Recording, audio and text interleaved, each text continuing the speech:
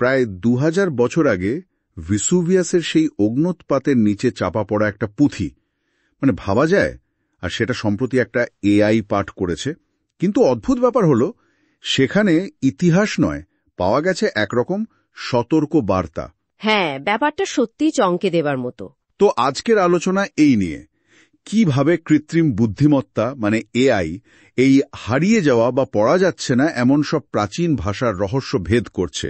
আমরা একটা YouTube video transcript থেকে পাওয়া তথ্যের গভীরে যাব, বিশেষ করে হারকিউলেনিয়ামের ওই পুঁথিগুলোর সূত্র ধরে দেখব এই প্রাচীন বার্তাগুলো আসলে কিসের ইঙ্গিত দিচ্ছে।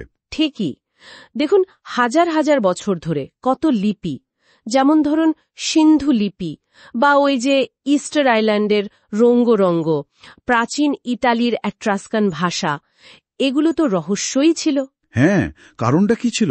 মানে কেন পড়া যাচ্ছিল না? আসল সমস্যাটা ছিল মানে রোজেটা স্টোনের মতো কোনো দ্বিভাষিক সূত্র ছিল না, অথবা যথেষ্ট সাংস্কৃতিক প্রেক্ষাপট জানা ছিল না।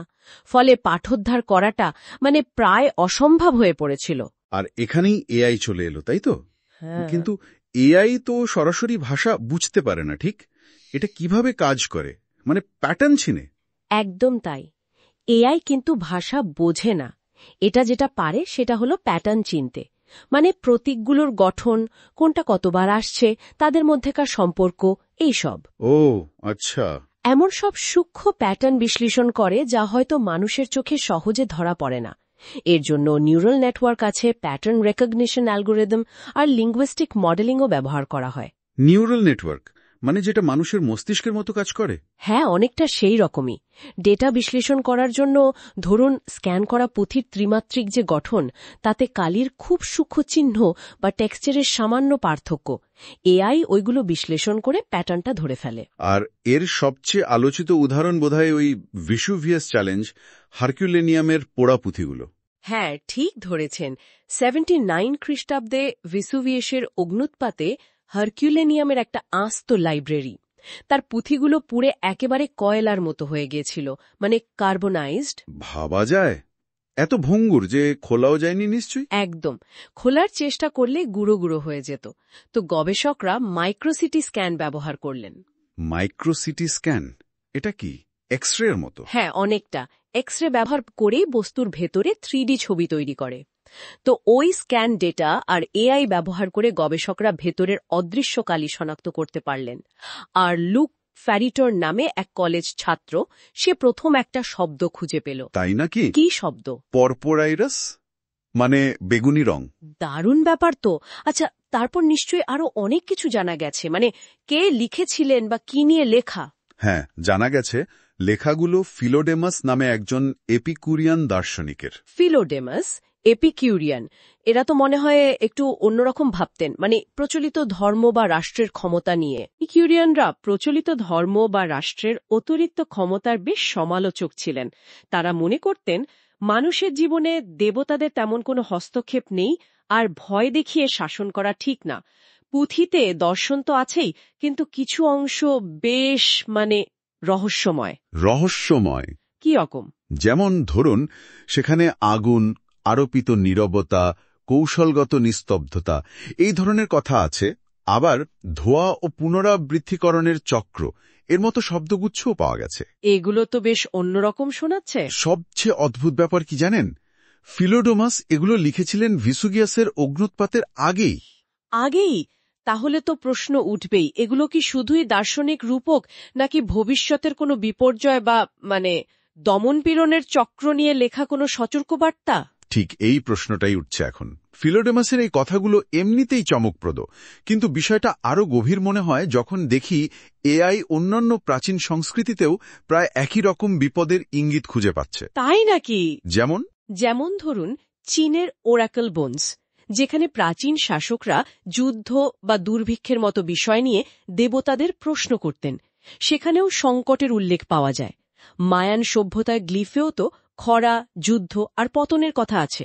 হ্যাঁ, মায়ানদের পতনের কথা তো আমরা জানি। এমনকি চীনের নারী সমাজের একটা গোপন ভাষা ছিল নুশু, সেখানেও দুঃখ, নীরব যন্ত্রণা আর সামাজিক দমনের কথাই বেশি লেখা হয়েছে। মানে বিভিন্ন একদম বিচ্ছিন্ন সব সংস্কৃতি, কিন্তু এই ধ্বংস, আগুন, নীরবতা আর দমন পীড়নের থিমগুলো যেন বারবার ফিরে আসছে। এটা বেশ ভাবায়, তাই না? সত্যি ভাবার মতো। এটা কি তাহলে এমন হতে পারে যে কিছু লিপি বা জ্ঞান হয়তো ইচ্ছাকৃতভাবেই মুছে ফেলা হয়েছিল বা হারিয়ে যেতে দেওয়া হয়েছিল? সেই প্রশ্নটাও কিন্তু উঠছে। যেমন ধরুন ইস্টার আইল্যান্ডের রঙ্গরঙ্গ লিপি, ওটা তো আজও পড়া যায়নি। এর কারণ কি হতে পারে? তাদের সংস্কৃতির পতন নিয়ে লেখা কোনো ভবিষ্যৎবাণী যা তারা বা অন্য কেউ গোপন রাখতে চেয়েছিল? হতেও তো পারে। এট্রাস্কানদের ধর্মীয় বা রাজনৈতিক কোনো গুরুত্বপূর্ণ লেখা নিজেদের আধিপত্য প্রতিষ্ঠা করার জন্য মুছে দিয়েছিল। এটাও একটা সম্ভাবনা। আর ওই যে রহস্যময় ভয়েনেচ ম্যানুস্ক্রিপ্ট, যার দুর্বোধ্য লিপি আর অদ্ভুত সব ছবি, কেউ কেউ মনে করেন ওতে হয়তো নারীদের এমন কোনো জ্ঞান লেখা আছে যা তৎকালীন পুরুষতান্ত্রিক সমাজ লুকাতে চেয়েছিল। কে জানে, এআই কিন্তু এই সম্ভাব্য লুকানো বা নিষিদ্ধ জ্ঞানকেও হয়তো অনিচ্ছাকৃতভাবেই সামনে নিয়ে আসছে। কিন্তু একটা সমস্যাও তো আছে। এআই তো আর রূপক বা ধরুন সাংস্কৃতিক প্রেক্ষাপট বা বিপদের গভীরতা এগুলো তো বোঝে না। একদম ঠিক পয়েন্ট। এআই শুধু ডেটা চেনে, প্যাটার্ন চেনে। এর ফলে এমন তথ্য বেরিয়ে আসতে পারে যার আসল অর্থ বোঝা বা ঠিকঠাক ব্যাখ্যা করা খুব কঠিন, অথবা যা হয়তো গোপন রাখাই ভালো ছিল।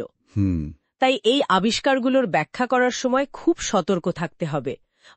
সারসংক্ষেপে বললে, কৃত্রিম বুদ্ধিমত্তা প্রাচীন কণ্ঠস্বরগুলোকে আমাদের সামনে আনছে ঠিকই, কিন্তু সেই কণ্ঠস্বরগুলোর মধ্যে বারবার যেন সতর্কবার্তা আর সম্ভবত ইচ্ছাকৃতভাবে লুকানো বা চাপা দেওয়া জ্ঞানের ইঙ্গিতই পাওয়া যাচ্ছে।